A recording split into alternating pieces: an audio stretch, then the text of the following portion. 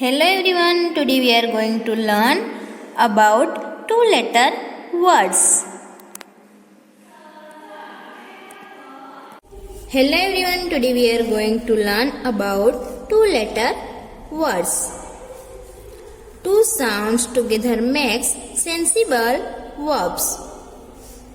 First we take all vowels. Let's see how many vowels we have. 5 vowels. How many vowels we have? 5 vowels. We have 5 vowels. A, E, I, O and U. A, E, I, O, U. Now, a vowel make words. Okay.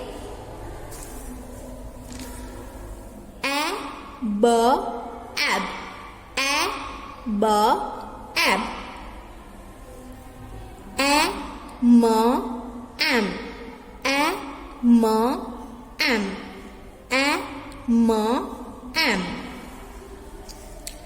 a, d, ad, a, d, ad, a, p, ap, a, p, ap, a, f, f, a, f, f, a, n, n, a, n, n.